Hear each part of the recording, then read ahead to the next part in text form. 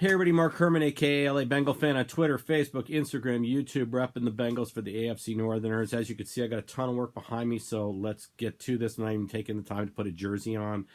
Don't need to. Let's go through the good, the bad, and the ugly, and there was a lot of all of it. So not as much good as we should have had. This was a game we could have won. We should have won. This was probably, in my opinion, our best chance to win a game this year was this week.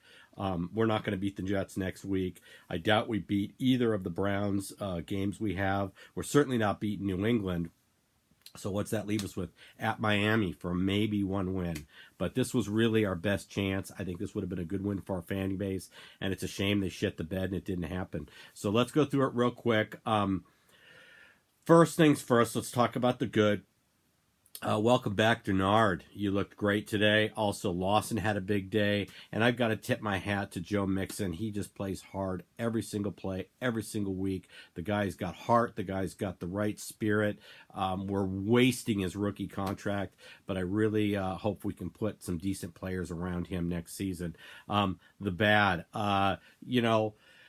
let's just say what it is. It's just bad situational football. I mean, we have them pinned deep late in the second quarter. We can get the ball back and maybe get some points before half. And what do? We let them out and let them flip the field on us.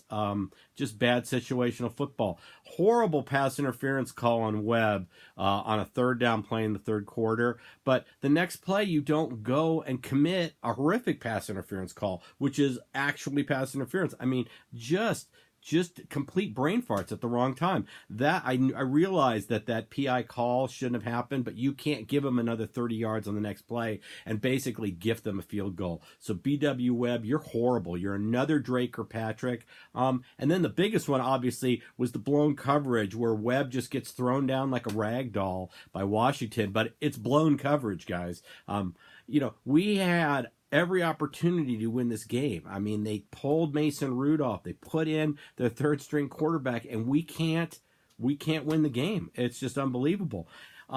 Mixon, and when we talk about situational, Mixon has a 5-yard loss. He turns it into a positive play for a first down. The very next play, I mean, this should have sparked us into the very next play. Finley hits Tyler Boyd, who fumbles the ball. Just completely. We went from saying, oh my gosh, we're going to tie or take the lead on this drive to here we go again. And you could just see the body language and the way Bengals played after that Boyd fumble. Their heart was just not in it. Not in it at all. And then the ugly. Let's talk about it. Ryan Finley. Guys, Glenn came back today. The line gave ample protection today. He was pressured at times, but he had a lot of times where he could step up in the pocket, make plays, and he just flat out missed receivers. He just flat out missed them. I mean, he aired it out twice in the first half, and that's how he got the Tyler Boyd touchdown. But just flat out misses receivers. It's obvious that Ryan Finley will never develop it to be a starting quarterback. That's obvious. Okay, so it's time to shake and jake. It's Dogala time. So I really believe that needs to happen next week at home against the Jets. Let's bring in Dogala. Let's see what we have and go from there, because Finley doesn't look like he'll ever develop into anything but maybe, and I'm saying maybe, a capable backup. But that's all he's ever going to be. Doesn't have the arm strength and just flat out misses receivers. Just flat out misses them. It's terrible. He had Erickson wide open and just threw it out of bounds. I mean, you got to give the receiver a chance. All he had to do was put in his belly, and it was a touchdown. 10 points each of these last 2 weeks were the test, and Finley failed it.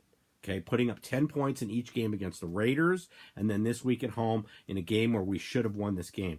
This would have been, if we had gone 1-15 and we had a win today, this would have been a very satisfying win for the fan base, and you couldn't deliver it.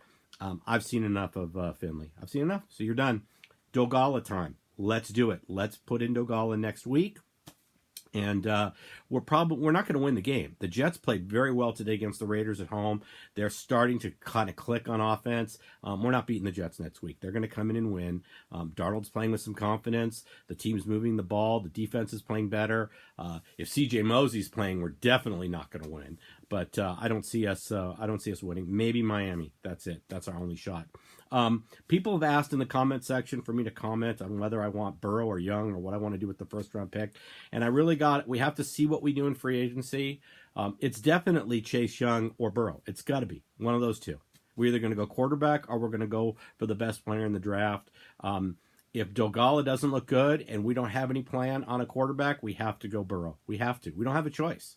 We cannot. He's the clear-cut best quarterback in this draft. He's looking really good. Each week at LSU, he looks better and better. We have to take Burrow.